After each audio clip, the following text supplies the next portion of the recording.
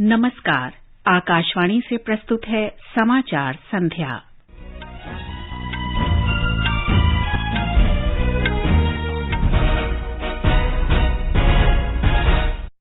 Britain के नए प्रधानमंत्री ऋषि सुनक ने घोषणा की, आर्थिक स्थिरता और विश्वास उनका मुख्य एजेंडा।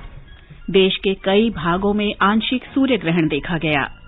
हिमाचल प्रदेश में 14वीं विधानसभा के लिए नामांकन भरने का कार्य संपन्न। भारतीय प्रतिस्पर्धा आयोग ने गूगल पर बाजार में हावी होने की कोशिश को लेकर 936 करोड़ रुपए का जुर्माना लगाया।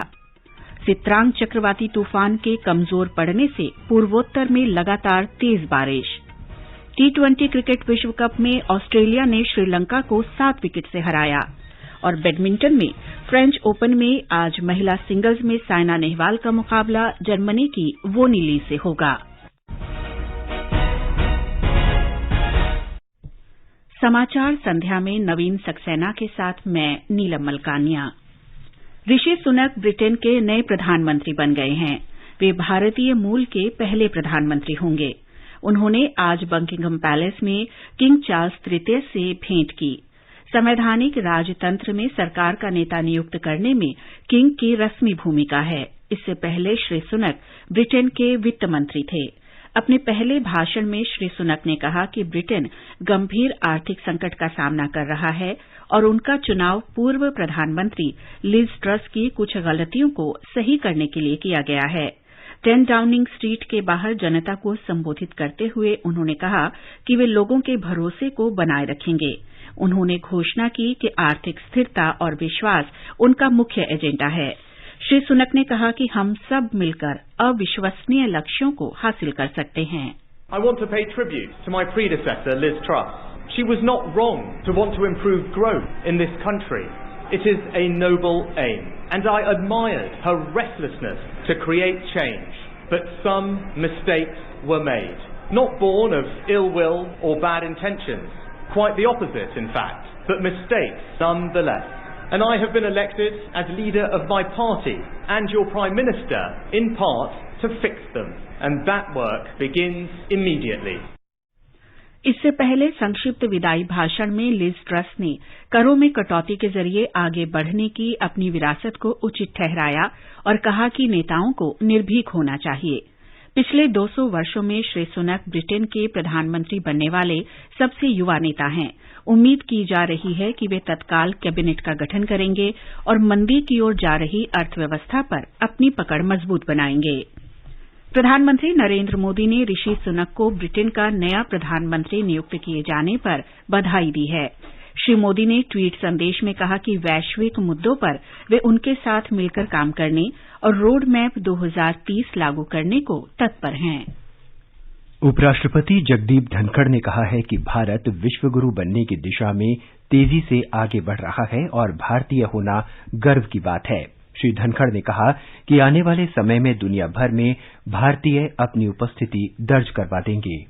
दुनिया के किसी भी देश में चले जाइए, कितना ही बड़ा संस्थान हो, आपको भारतीय या भारतीय मूल का आदमी नजर आएगा जो मार्गदर्शन दे रहा है और विश्व कल्याण की बात कर रहा है। यहां से प्रसार होता है भारतीय दर्शन का निचोड़, भारतीय दर्शन का सोच, विश्व कल्याण का विचार। मानव कल्याण के लिए जरूरी है सच्चे मन से श्रद्धा रखें। राजस्थान में माउंट आबू स्थित ब्रह्मकुमारी मुख्यालय पर ब्रह्मकुमारी संस्था की वर्षगांठ और दीपावली उत्सव के अवसर पर सशक्त, समृद्ध और स्वर्णिम भारत विषय पर उपराष्ट्रपति ने ये विचार व्यक्त किए। उपराष्ट्रपति जगदीप धनखड़ ने आज लोगों, परिवारों और समाज में आध्यात्मिक सोच के विकास की जरूरत पर बल दिया।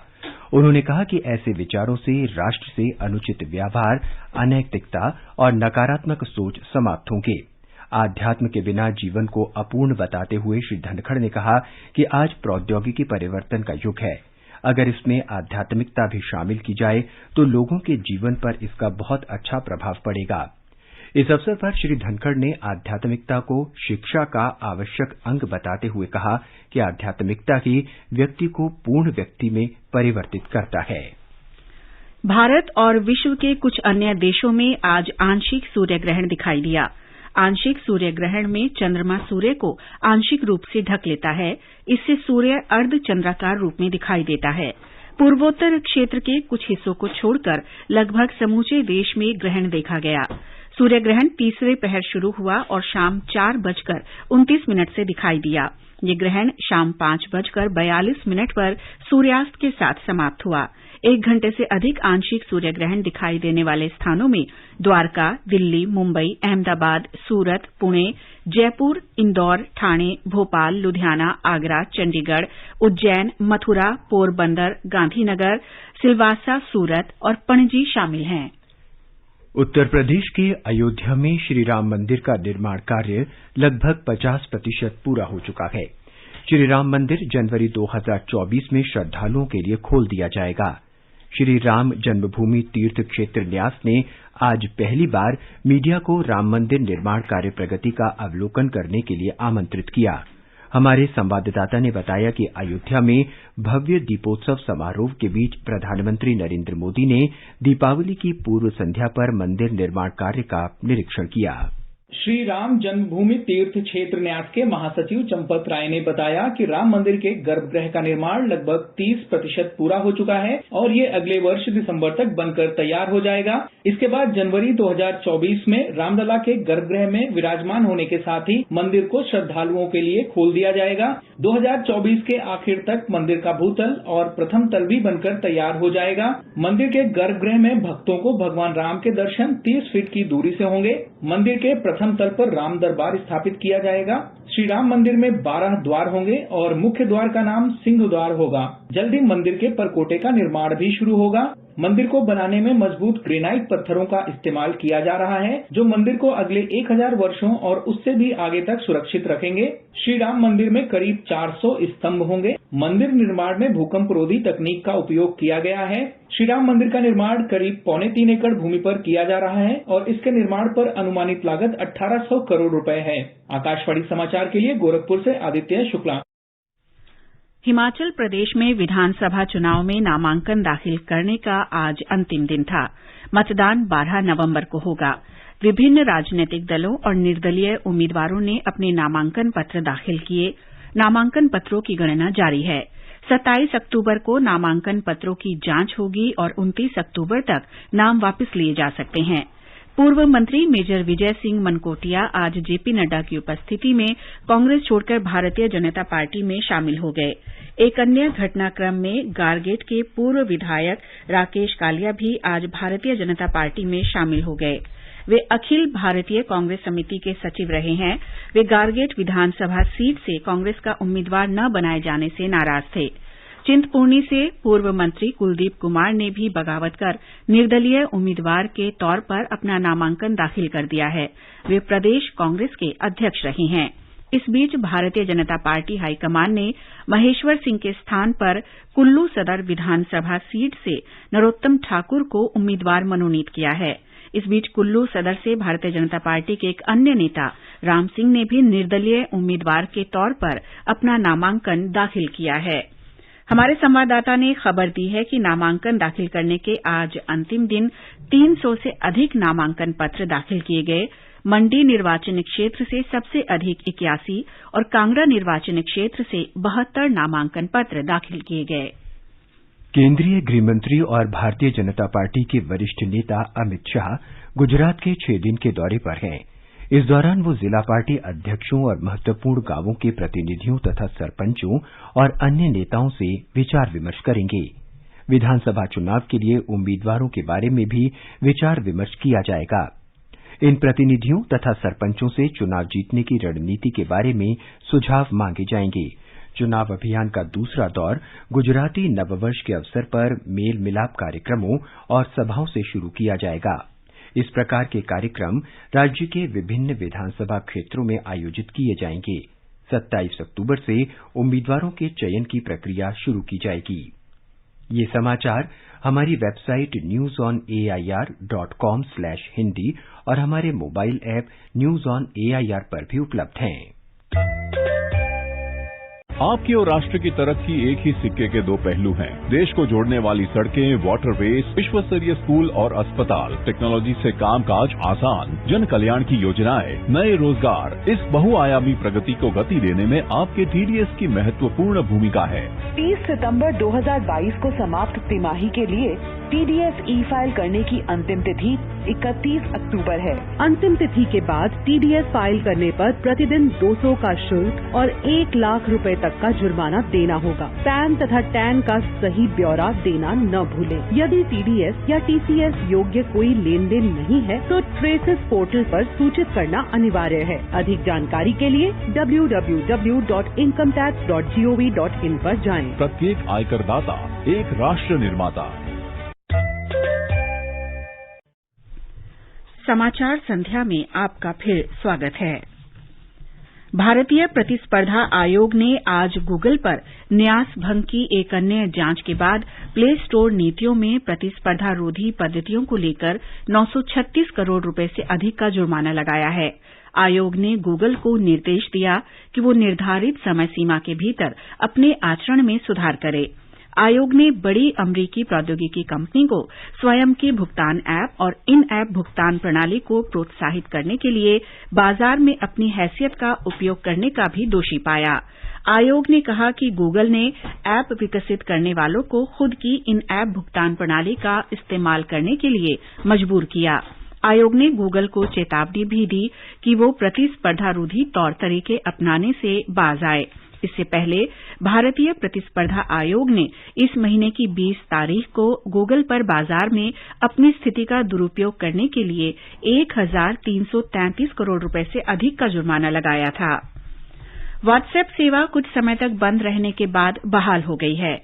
विश्व भर में व्हाट्सएप पर मैसेज और कॉल सेवाएं भारतीय समयानुसार आज दोपहर लगभग 12 बजे से बंद हो गई थी, लेकिन लगभग 2 घंटे बाद इन्हें बहाल कर दिया गया।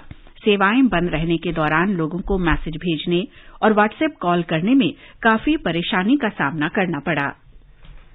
इलेक्ट्रॉनिक्स और सूचना प्रौद्योगिकी मंत्रालय ने कहा है कि पिछले महीने आधार के जरिए 25 करोड़ ई-KYC कार्य निष्पादित किए गए। इस वर्ष अगस्त की तुलना में इन कार्यों में करीब 8% की बढ़ोतरी हुई।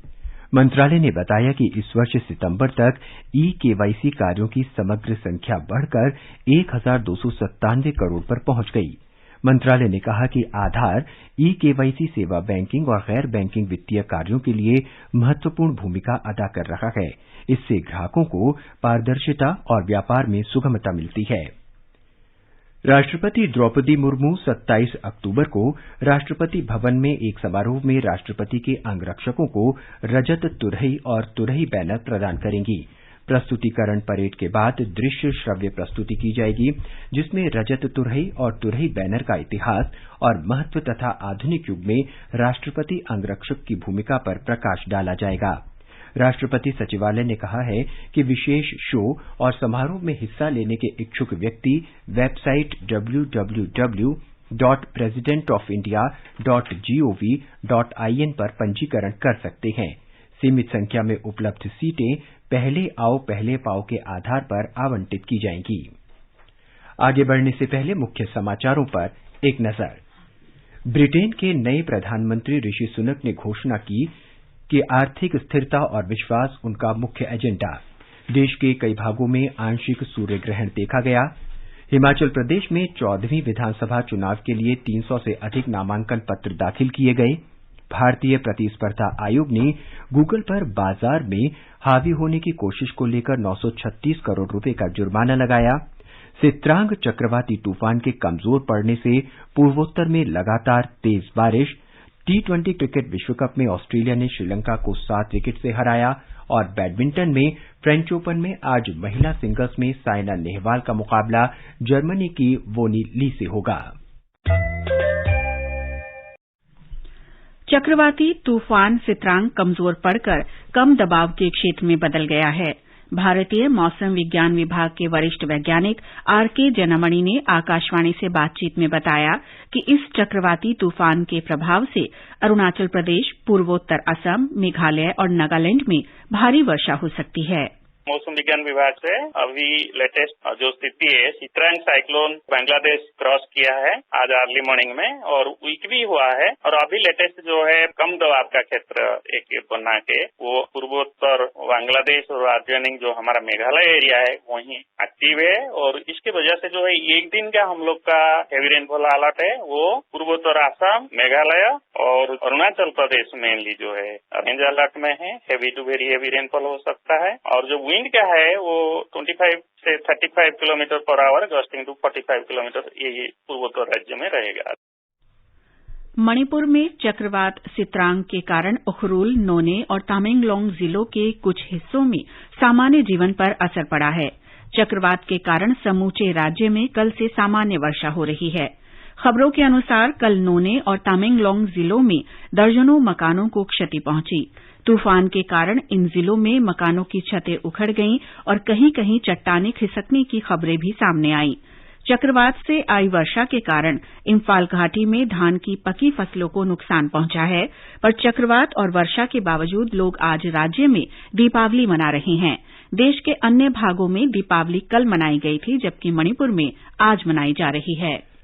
कल रात बांग्लादेश में सित्रांग चक्रवात से करीब 10,000 घरों को नुकसान पहुंचा है। आज ढाका में इसकी जानकारी देते हुए आपदा प्रबंधन और राहत मंत्री मोहम्मद इनामुर रहमान ने बताया कि सरकार ने तूफान से प्रभावित करीब 10 लाख लोगों को सुरक्षित स्थानों पर पहुंचा दिया है। उन्होंने कहा कि फिलहाल अधिकतर लोग अपने घर वापस जा चुके हैं। श्री रहमान ने कहा कि कल रात तटवर्ती क्षेत्रों से टकराने के बाद तूफान की गति में बड़ी तेजी से कमी आई। उन्होंने कहा कि इस आपदा में अब तक 9 लोगों के मारे जाने की खबर है।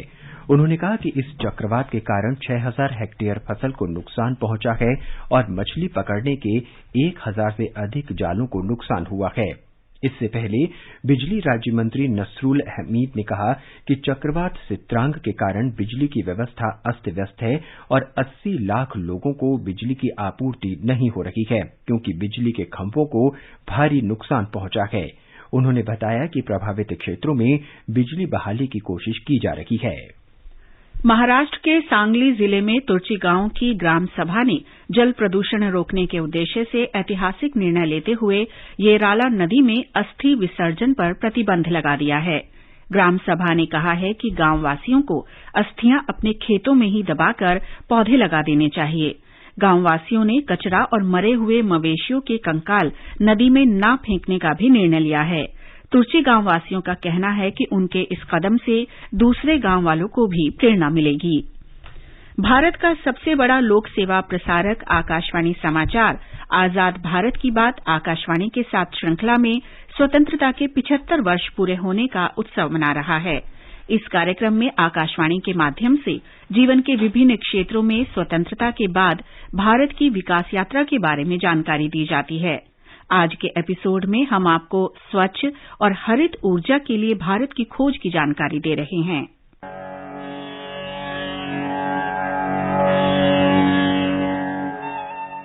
भारत सरकार ने देश में स्वच्छ और हरित ऊर्जा को बढ़ावा देने के लिए कई कदम उठाए हैं। सरकार इस दिशा में प्रधानमंत्री किसान ऊर्जा सुरक्षा एवं उत्थान महाअभियान, सोलर रूफटॉप चरण 2 और नवीकरणीय ऊर्जा पार्कों की स्थापना जैसी योजनाओं को लागू कर रही है। नवंबर 2021 में ग्लासगो में COP26 शिखर बैठक को संबोधित करते हुए प्रधानमंत्री नरेंद्र मोदी ने जलवायु परिवर्तन से निपटने के लिए 5 लक्ष्यों के बारे में जानकारी दी, जिन्हें उन्होंने पंचामृत नाम दिया है। क्लाइमेट चेंज पर इस वैश्विक मंथन के बीच मैं भारत की ओर से इस चुनौती से निपटने के लिए 5 अमृत तत्व रखना चाहता हूं, पंचामृत की सौगात देना चाहता हूं। पहला, भारत 2030 तक अपनी नॉन फोसिल एनर्जी कैपेसिटी को 500 गीगावाट तक पहुंचाएगा। दूसरा, भारत 2030 तक अपनी 50% एनर्जी रिक्वायरमेंट रिन्यूएबल एनर्जी से पूरी करेगा। तीसरा, भारत अब से लेकर 2030 तक के कुल प्रोजेक्टेड कार्बन एमिशन में 1 बिलियन टन की कमी करेगा। चौथा, 2030 तक भारत अपनी अर्थव्यवस्था की कार्बन इंटेंसिटी को 45% से भी कम करेगा। और पांचवा, वर्ष 2070 तक भारत नेट जीरो का लक्ष्य हासिल करेगा। ये पंचामृत क्लाइमेट एक्शन में भारत का एक अभूतपूर्व योगदान होंगे। पिछले 8 वर्षों के दौरान सभी बड़ी अर्थव्यवस्थाओं की तुलना में भारत में नवीकरणीय ऊर्जा क्षमता संवर्धन की दर सबसे अधिक रही। नवीकरणीय ऊर्जा क्षमता में 1.97 गुना और सौर ऊर्जा में 18 गुना की बढ़ोतरी हुई। भारत ने वर्ष 2030 के लक्ष्य से बहुत पहले गैर जीवाश्म ऊर्जा स्रोतों से अपनी स्थापित बिजली उत्पादन क्षमता का 40% लक्ष्य प्राप्त कर लिया है। अब देश की स्थापित नवीकरणीय ऊर्जा क्षमता 150 गीगावाट से अधिक है, जबकि परमाणु ऊर्जा आधारित स्थापित बिजली क्षमता 6.78 गीगावाट है। इससे गैर जीवाश्म आधारित स्थापित कुल ऊर्जा क्षमता 157 गीगावाट से अधिक हो जाती है, जो कि लगभग 392 गीगावाट की कुल स्थापित बिजली क्षमता से 40% से अधिक है। प्रधानमंत्री ने बल देकर कहा कि भारत एकमात्र देश है जो संयुक्त राष्ट्र जलवायु परिवर्तन सम्मेलन में हुए पेरिस समझौते के तहत की गई प्रतिबद्धताओं को शब्दशः पूरा कर रहा है। भारत ने एक बार फिर इस बात को उजागर किया कि विकसित देश न केवल वर्ष 2009 से विकासशील देशों को 100 अरब अमेरिकी डॉलर की वार्षिक सहायता उपलब्ध कराने के लक्ष्य को पूरा करने में विफल रहे हैं, बल्कि वे 2025 तक इसे अपनी महत्वाकांक्षा की अधिकतम सीमा के रूप में पेश करना जारी रखे हुए हैं। भारत ने वन सन, वन वर्ल्ड, वन ग्रिड का भी शुभारंभ किया। इसका उद्देश्य ये सुनिश्चित करना है कि जहां भी सूर्य चमक रहा है, वहां जिन क्षेत्रों को बिजली की सबसे ज्यादा आवश्यकता है, वहां बिजली की आपूर्ति हो। भारत ने दिखाया है कि पर्यावरण के साथ संतुलन रखते हुए भी तेज विकास संभव है। आज भारत वन वर्ल्ड, वन सन, वन ग्रिड के विजन के साथ पूरी दुनिया में को खास करके सूर्य ऊर्जा के क्षेत्र में प्रेरित कर रहा है। रिन्यूएबल एनर्जी के उत्पादन के मामले में आज भारत दुनिया के 5 टॉप देशों में अपनी जगह बना चुका है।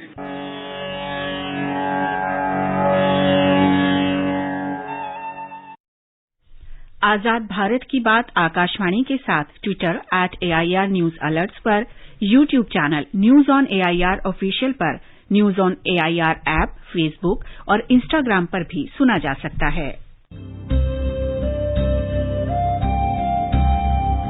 आजाद भारत की बात आकाशवाणी के साथ स्वतंत्रता के 75 वर्ष का उत्सव, जीवंत यात्रा की स्मृतियां, स्वतंत्र भारत की उपलब्धियां और कुछ रोमांचक पल सुनना न भूलें।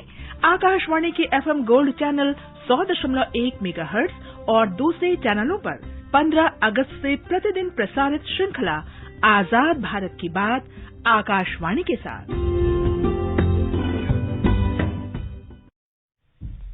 सरकार ने कहा है कि विशेष स्वच्छता अभियान के दूसरे चरण के दौरान महत्वपूर्ण प्रगति हुई है। 2 अक्टूबर को शुरू किया गया ये अभियान इस महीने के अंत तक जारी रहेगा। इसमें स्वच्छता और सरकारी कार्यालयों में लंबित कार्यों को कम करने पर ध्यान केंद्रित किया जा रहा है। अभियान के तीसरे सप्ताह के अंत तक की प्रगति के बारे में आकाशवाणी समाचार से बातचीत में केंद्रीय कार्मिक जन शिकायत राज्य मंत्री डॉक्टर जितेंद्र सिंह ने कहा कि स्क्रैप के निपटान से 254 करोड़ रुपए अर्जित किए गए, जबकि 37 लाख वर्ग फुट स्थान मुक्त कराया गया। डॉक्टर सिंह ने कहा कि अभियान के दौरान 3 लाख से अधिक जन शिकायतों का निवारण किया गया और 588 नियमों को सरल बनाया गया। आकाशवाणी से बातचीत में प्रशासनिक सुधार और जन शिकायत विभाग के सचिव वी श्रीनिवास ने कहा कि विशेष अभियान के दूसरे चरण के प्रति कर्मचारियों और नागरिकों में जबरदस्त उत्साह देखा गया। उन्होंने कहा कि ये अभियान देश के सुदूरतम भागों में लागू किया जा रहा है। सूचना और प्रसारण सचिव अपूर्व चंद्रा ने विशेष अभियान के बारे में कहा कि विज्ञापनों से संबंधित बकाया बिलों की जांच के काम को प्राथमिकता दी गई है। ये समाचार आकाशवाणी से प्रसारित किए जा रहे हैं। ताजा समाचार जानने के लिए आप हमारे Twitter handle @AIR news Hindi को फॉलो कर सकते हैं। न्यू इंडिया समाचार, नए भारत का संकल्प, सबका साथ, सबका विकास, सबका विश्वास और सबका प्रयास। समाज में गरीब और कमजोर तबकों के लिए सरकार की चल रही कल्याणकारी योजनाओं और कार्यक्रमों से जुड़ी जानकारी पाएं। सरकार के इन कदमों के बारे में जानें और लाभ उठाएं। आकाशवाणी पर अब सुनिए जन कल्याण के सरोकार दोपहर 3 बजे से हर शनिवार सुनिए न्यू इंडिया समाचार आकाशवाणी के साथ।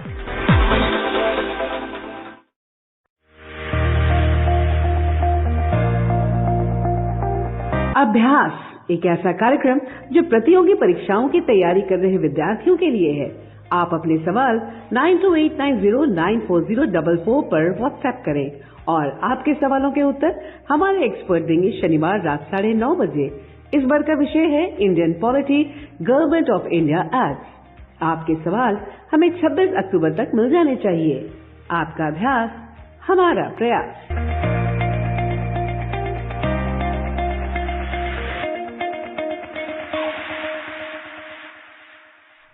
ये आकाशवाणी है। अब आर्थिक जगत की खबरों के साथ हैं सोनू सूद।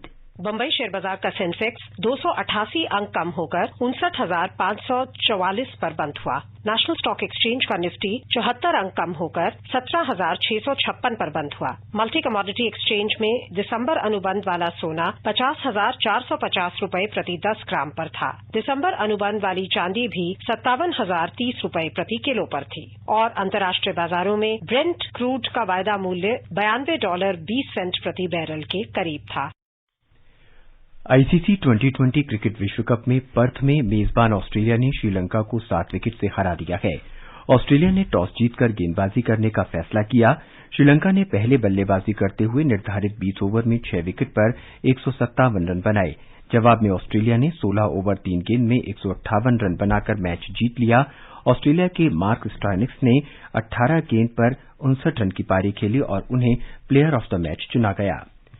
पेरिस में फ्रेंच ओपन बैडमिंटन टूर्नामेंट में महिला सिंगल्स में आज साइना नेहवाल का सामना जर्मनी की वोनी ली से होगा।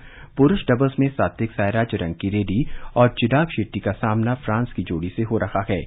महिला डबल्स में त्रिसा जॉली और गायत्री गोपीचंद पुलेला थाईलैंड की जोड़ी से अपना मुकाबला हार गई हैं। मिक्स्ड डबल्स में ईशान भटनागर और तनिषा क्राइस्टो की जोड़ी को भी जापानी जोड़ी से हार का सामना करना पड़ा।